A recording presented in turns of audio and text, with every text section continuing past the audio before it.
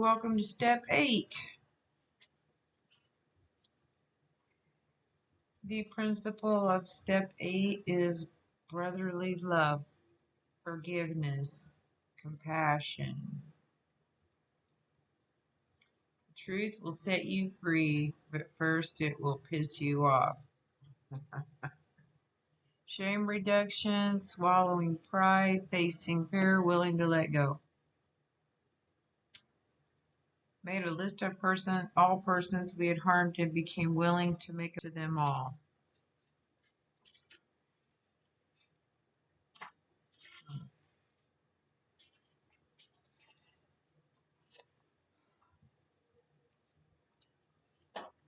Hold on a second, I want to look in the front.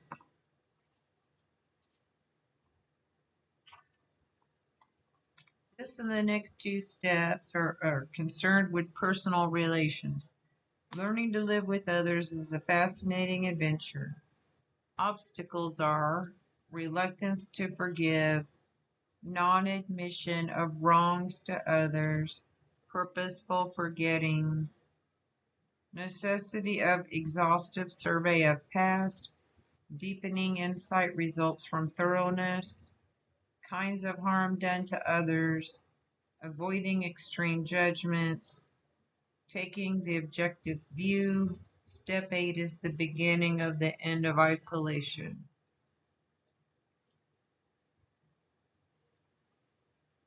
Okay, steps 8 and 9 are concerned with personal relations. First, we take a look backward and try to discover where we have been at fault. Next, we make a vigorous attempt to repair the damage we have done. Vigorous attempt is strong and full of energy. Vigorous attempt to repair the damage we have done. And third, having thus cleaned away the debris of the past, we consider how with our newfound knowledge of ourselves, we may develop the best possible relations with every human being we know.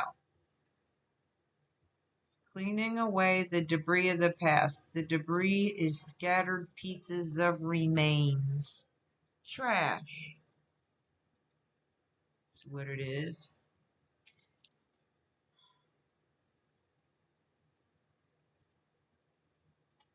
This is a very large order.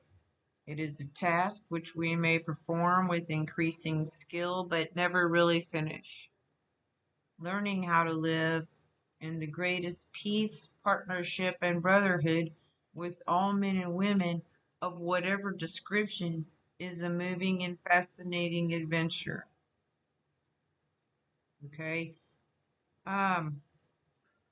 Learning how to live in the greatest tranquility,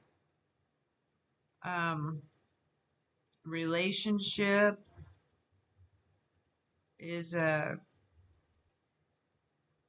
emotional and interesting experience. That's how I got it broken down. Woo! Every AA has found that he can make a little headways forward movement in this new adventure of living until he first backtracks. That's to retrace our steps and really make an accurate and unsparing survey of the human wreckage he's left in his wake. Okay. So, an unsparing survey. Unsparing, not caring about people's feelings, giving or given generously.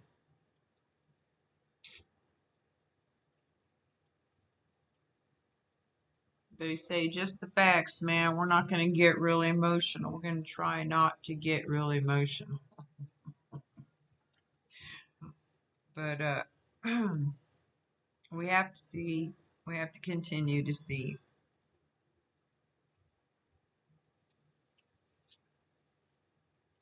The more you know, the more you know, you know.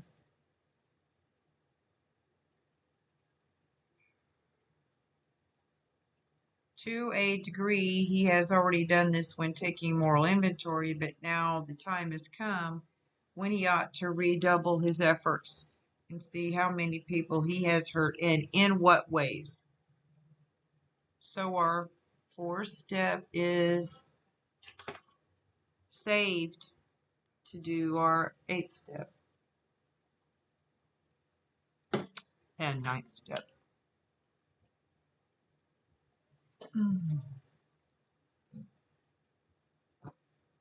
We want to use that fourth step and go just a little bit deeper if we possibly can. And usually, I'm just going to say it really helps me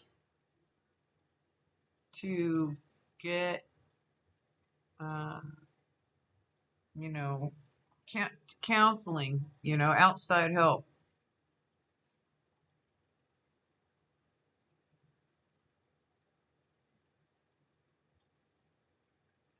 This reopening of emotional wounds, sometimes old, some perhaps forgotten, and some still painfully festering, will at first look like a purposeless and pointless piece of surgery. Courage is being afraid and doing it anyway.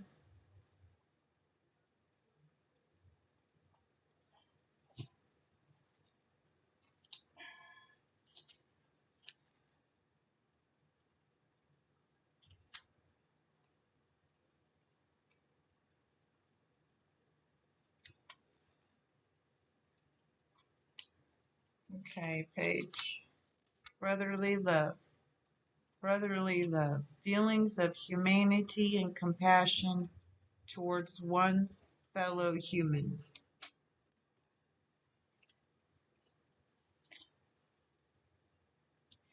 But if a willing start is made, then the great rewards of doing this will so quickly reveal themselves that the pain will be lessened as one obstacle after another melts away.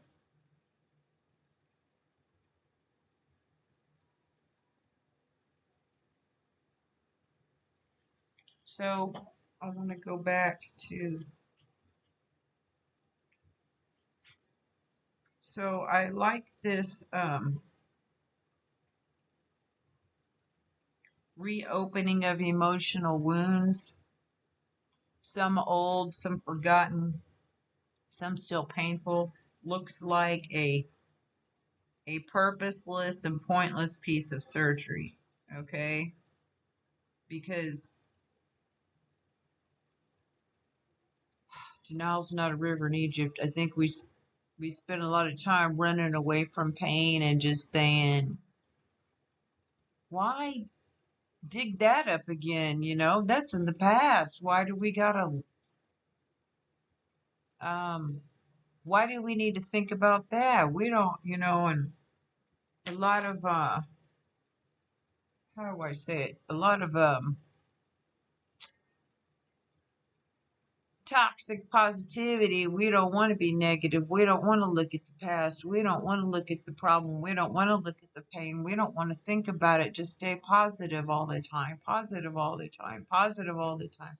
But if you do that, if you ignore those things from the past and you don't think about them, you don't look at them, and you don't want to work on them, then you don't get to have the rewards.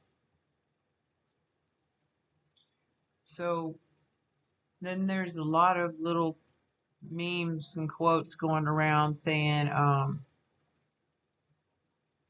the you the way to heal a wound is to quit touching it. Okay, but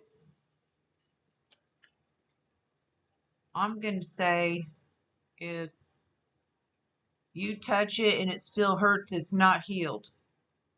And that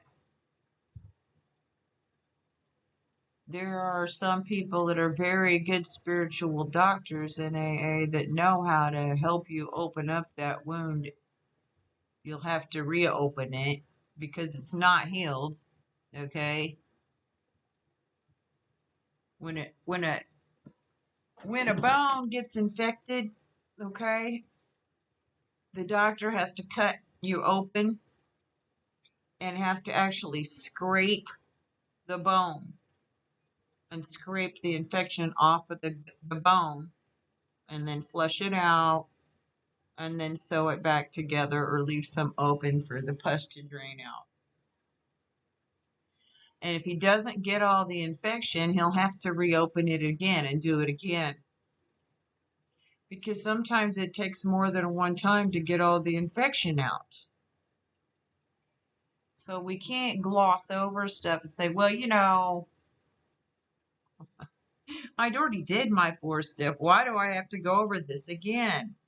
I'm going to say if you're trying not to go over it so hard, if you're trying so hard to find every reason to not think about it again, then it can't be healed. Because otherwise you would be able to use that pain as part of your story and it wouldn't affect you too deeply. And that's not saying that's true for all, pain or complex PTSD. Some things you might never heal from. But we have to try, with help, and we don't go in alone.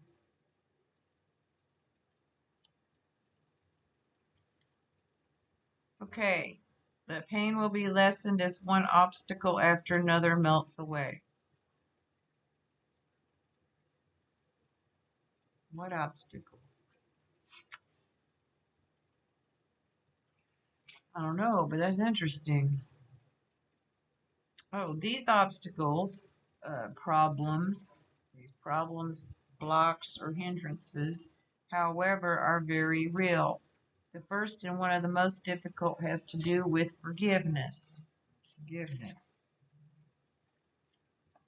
I have a note on forgiveness somewhere. Here it is. Forgiveness is not merely accepting what happened or ceasing to be angry. Rather, it involves a voluntary transformation of your feelings, attitudes, and behaviors so that you are no longer dominated by resentment and can express compassion, generosity, or the like toward the person who wronged you.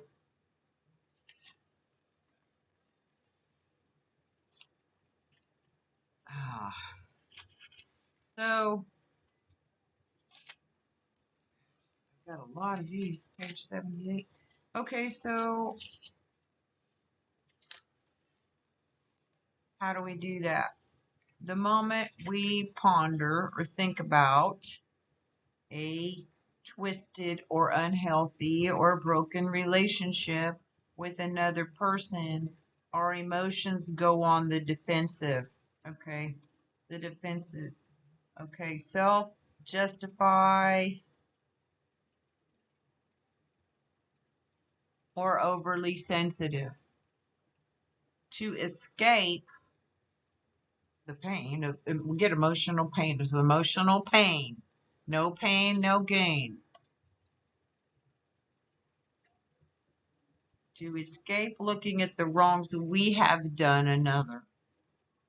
We resentfully look at the wrong he has done us. Resentfully is in a way that shows that you feel angry because you've been forced to accept something that you do not like. This is especially true if he has in fact behaved badly at all. Triumphantly, happily, we seize upon his misbehavior as a perfect excuse for minimizing or forgetting our own. Easy to do. That's human. I think all humans do that.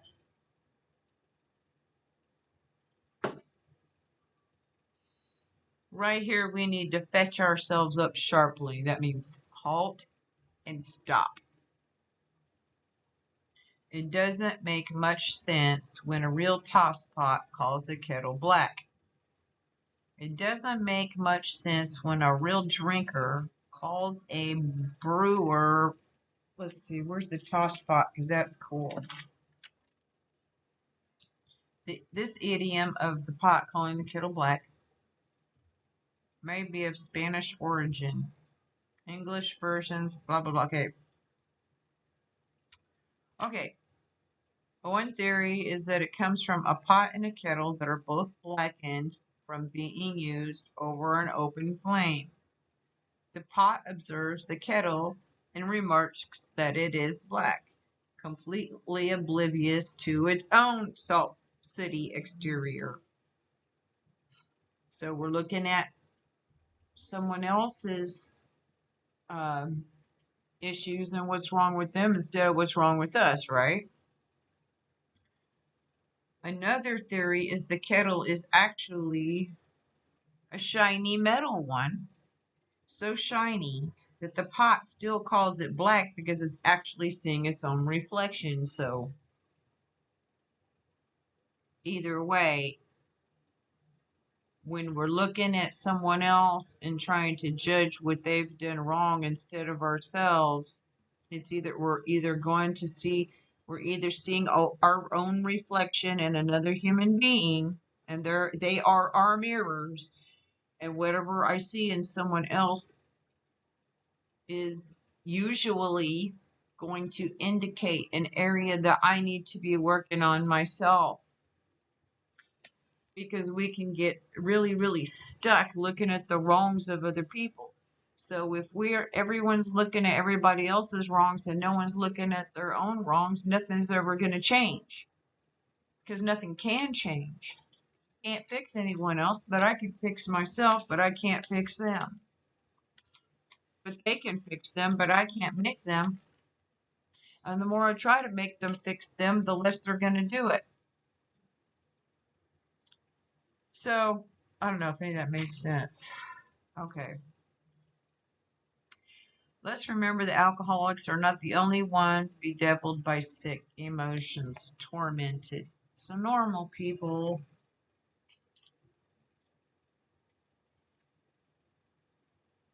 are sick too.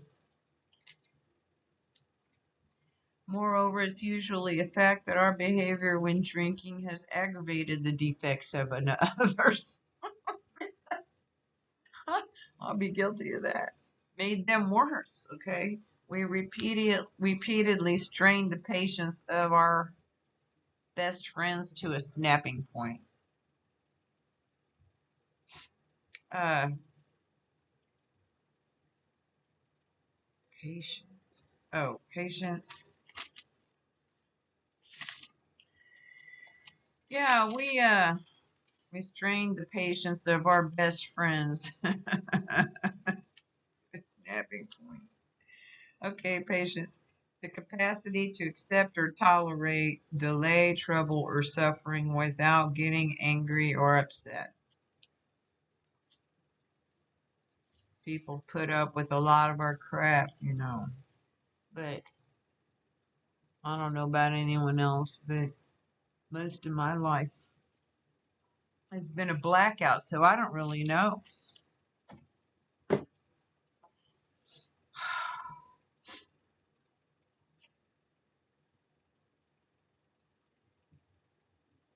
And have brought out the very worst in those who didn't think much of us to begin with.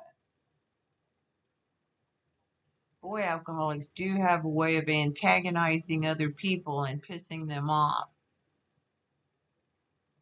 We have very sharp tongues and a problem with, all kinds of problems. In many instances, we're really dealing with fellow sufferers, people whose woes we have increased. Okay, woes, deep suffering, affliction, or grief. Now, I don't think most alcoholics I don't think we intentionally try to cause grief or suffering for other human beings, because we really do know how it feels. But we have done that, whether we know it or not, whether we remember it or not, whether we admit it or not. And if we're busy looking at another human being's issues, we can't see it. So we have to stop looking at some point vent out, cry out, scream out, write out, talk it out, get it out, all the pain and trauma other people have caused us, so we can get to the down to the bottom of the barrel, which is where we need to start working on us.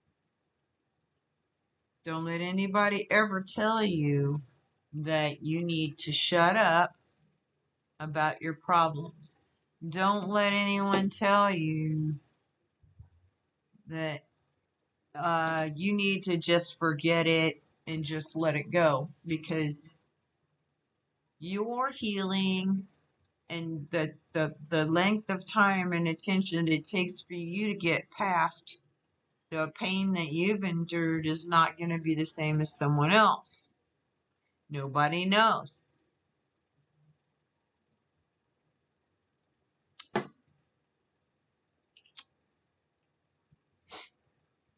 Maybe your counselor knows, but not, you know, not anyone else. No one else is qualified to tell you when to shut up. Okay? No one in AA for sure.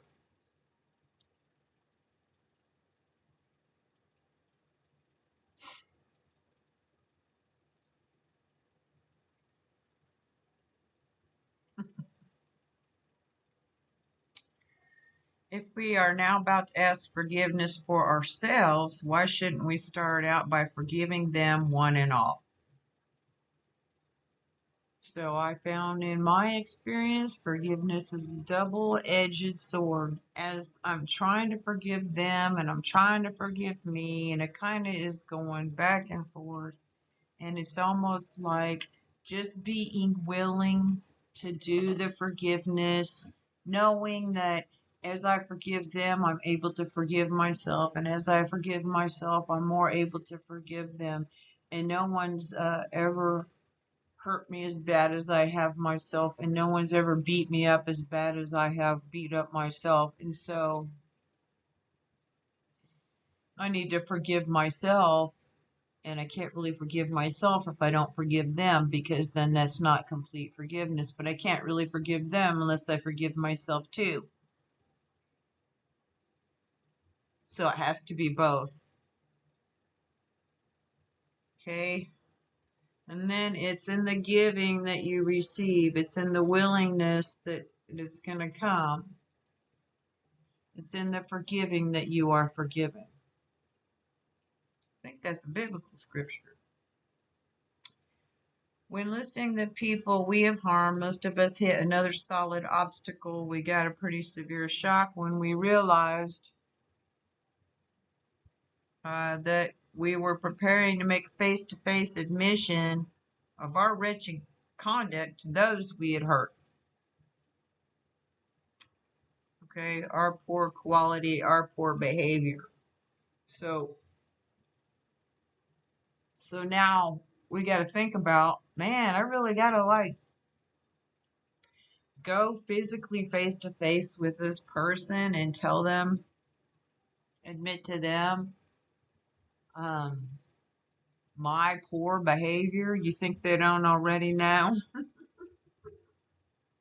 It had been embarrassing enough when in confidence we'd admitted these things to God, to ourselves, and another human being. Wow.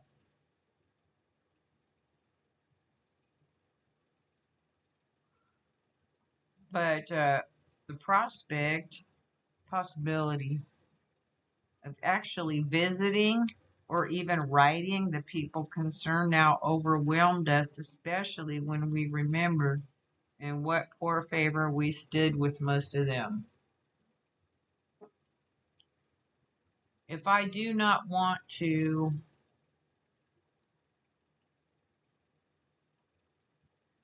and I don't.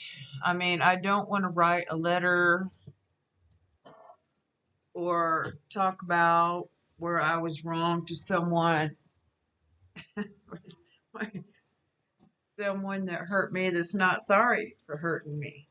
See, that's the thing. They don't care. If they'd go back in time and hurt me again, they would. They're not sorry. Why would I want to? I mean, I don't want to see him. I just don't know. I don't know. Maybe, you know,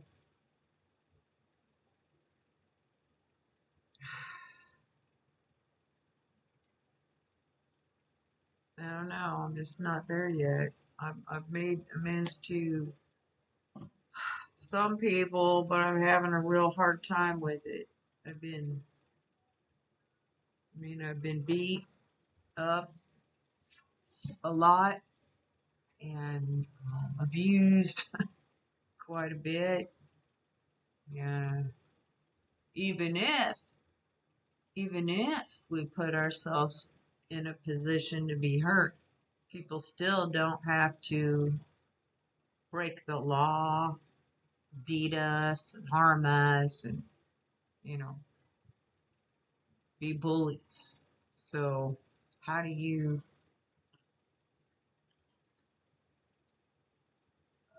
so then maybe, the people that hurt us aren't going to be the ones I'm going to be apologizing to. Yeah, that, I'm not there. Not there. This is probably doesn't say it's talking about those we had hurt. There were cases too where we had damaged others who were still happily unaware of being hurt.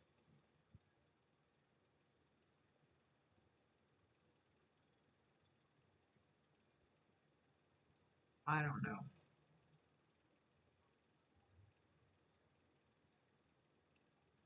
Why we cried, shouldn't bygones be bygones? Bygones be bygones means we both just decide to let it go. Okay, we're just gonna forget about it. We're not gonna address it. We're not gonna talk about it. We're not gonna apologize and we're not gonna make amends. We're just gonna say, just let it go. And then that way, if you say, just let it go, you don't have to do anything. Then all you gotta do is say the words, I'm gonna just let it go. You can say, I forgive you. Oh, okay, I forgive you. And then you don't really have to do any of the hard work at looking at why did you do that in the first place? How did this, what were the events and the circumstances that led up to this situation that you're in, and how come it happened this way, and how, because if I don't know how it happened, how am I going to stop it from happening again? I don't know.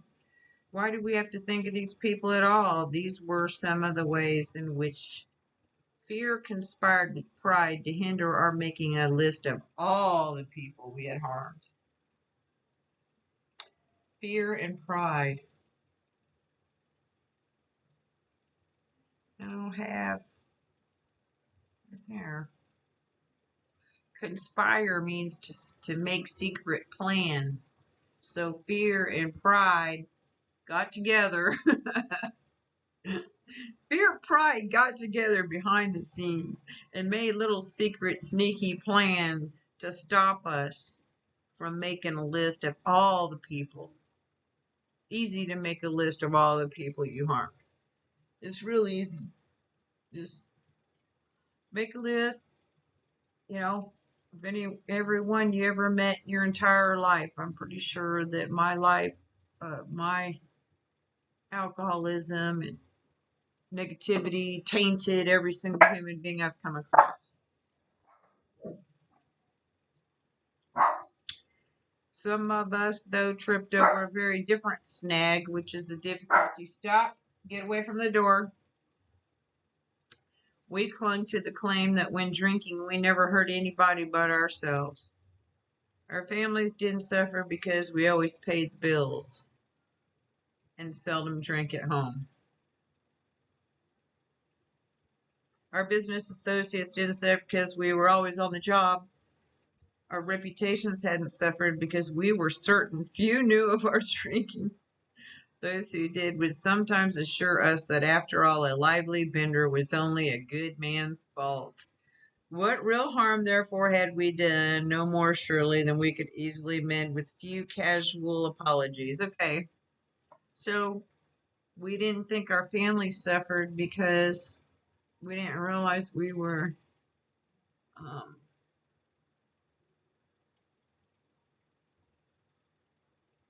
how do I say it? Emotionally starving them. Oh, we paid the bills and we didn't get drunk around them. But were we really supportive towards them?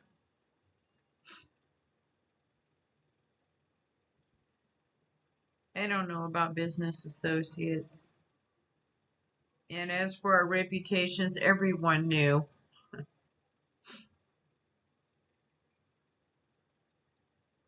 Casual apologies is unconcerned, and that's not going to work because we've been glossing things over for so long. It's got to be real now. No more fakeness. This attitude, of course, is the end of purposeful forgetting. Purposeful forgetting is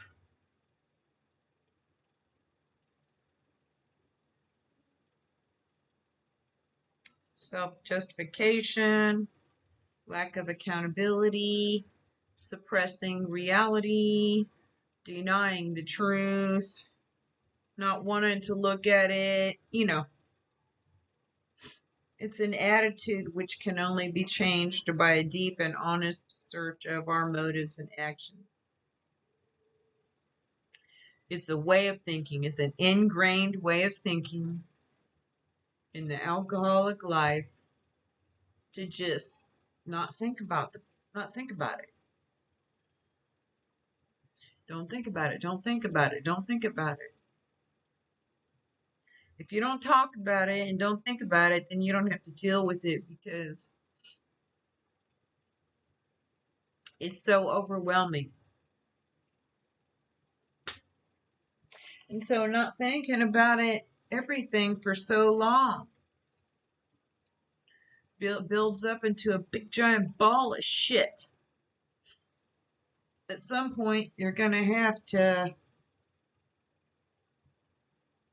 untangle it and go through the emotions, cry, and feel the pain so that it can go away once and for all.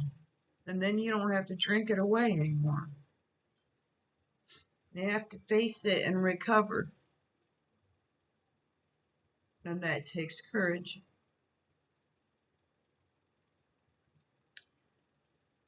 Our motives are our hidden reasons for doing things. So everybody has a hidden reason for why we do things that we don't tell other people, and sometimes it's evident and sometimes it's not.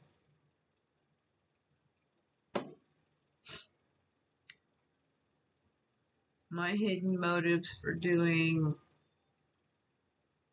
this AA study is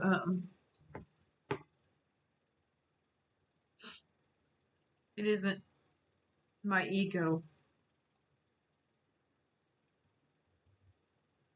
Just, I have more than one reason for doing this is because I get rewarded by God for it. And you can't pay me enough to not get. I'd rather get God's reward than anybody else's. So you can keep yours. I'll take God's blessings over yours any day.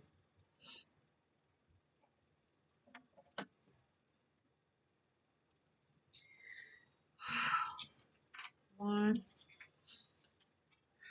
two. Okay, it's 30 minutes. I'm going to stop there.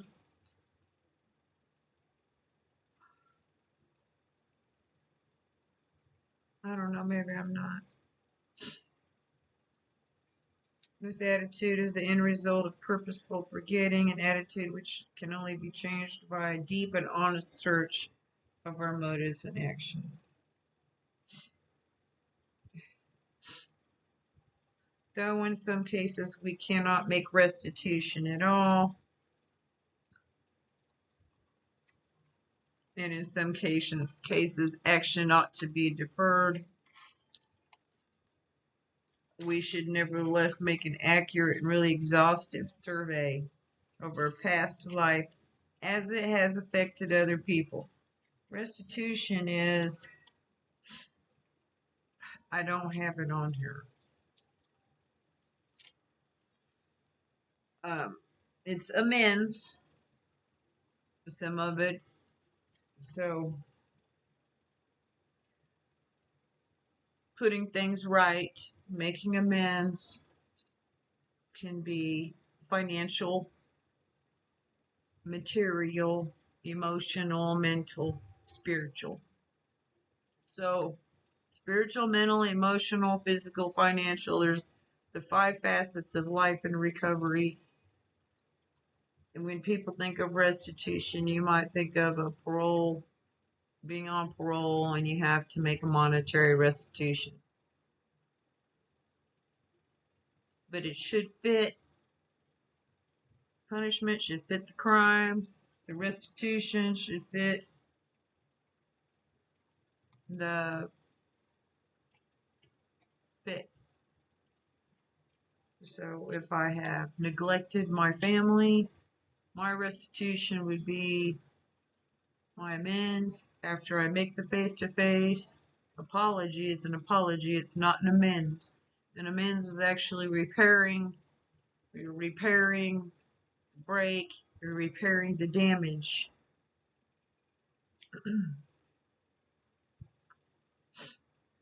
If you're not willing to do that, you probably need to go get drunk.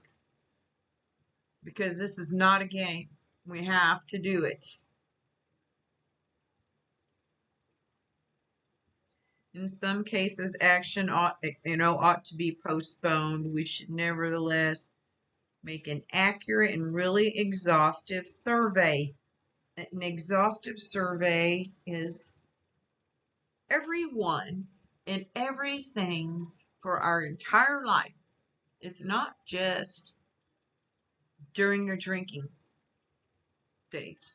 It's your whole life. It's not just during your drinking days. We're doing an exhaustive survey. Nowhere does it say, it says of our past life. Don't skip that. Go do it all. Do it all now, so you don't have to do it later. In many instances, we shall find that though the harm done others has not been great, the emotional harm we've done ourselves has. We damaged ourselves psychologically. We've abused ourselves in a lot of ways. Very deep, sometimes quite forgotten, damaging emotional conflicts persist below the level of consciousness. That's where I'm going to stop. We'll go back into that later. It's going to be talking about repressed memories right there. Page 79, at the bottom of page 79.